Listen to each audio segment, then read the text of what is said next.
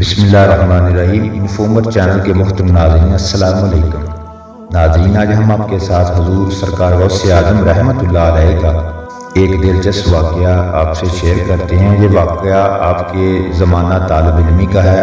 آپ پر ایک وقت ایسا بھی آیا کہ آپ نے 3 دن تک کھانے کے لیے کوئی چیز دستیاب نہ تھی، کہ آپ کس طرف نکل پڑے اور آپ نے حالات سے کیسے مقابلہ کیا کے بارے میں ویڈیو میں شیئر کرتے ہیں۔ امید کرتے ہیں کہ آپ کو ویڈیو اچھی لگے گی۔ ویڈیو اچھی لگے ویڈیو کو لائک اور شیئر کریں اور چینل کو سبسکرائب کریں۔ شکریہ۔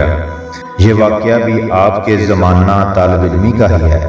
آپ پر ایک وقت ایسا بھی آیا کہ 3 دن تک کھانے کے لیے کوئی چیز دستیاب نہ ہوئی، کوئی رقم پاس نہ تھی کہ جس سے کھانے کی چیز خریدتے۔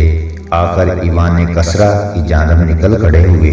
ایوان کسرا وہاں کا ایک مشہور مقام ہے اور یہ وہی محل ہے کہ جس کے 14 کنکرے حضور سرور کائنات صلی اللہ تعالی علیہ وسلم کی ولادت مبارکہ کے وقت گر گئے تھے۔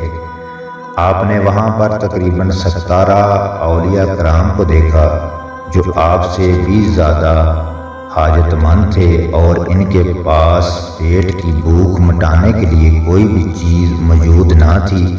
آپ یہ صورتحال دیکھ کر واپس بغداد کی طرف چل دیے۔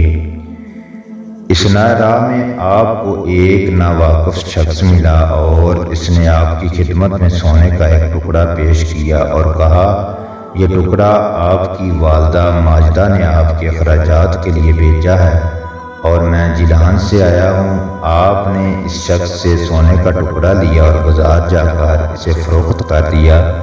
اس رقم سے کھانے پینے کی چیزیں خریدیں اور ان اولیاء کرام کے پاس لے گئے اور ان کو کھانا کھلایا۔ حضرت شیخ سید عبد القادر جیلانی رحمۃ اللہ علیہ ایسے ہی حالات میں تعلیم حاصل کرتے رہے۔ کابل اور جیت استادہ کرام کی صحبت میں رہ کر آپ نے تمام علوم اسلامیہ پر تدریس حاصل کر لی۔ آپ کی عمر مبارک 26 برس کی تھی کہ آپ علم تفسیر، علم حدیث، علم نصاب، علم قرائت، علم مناظرہ، علم ادب، علم لغت، علم فقہ، علم کلام اور علم تاریخ کی تکمیل کر چکے تھے۔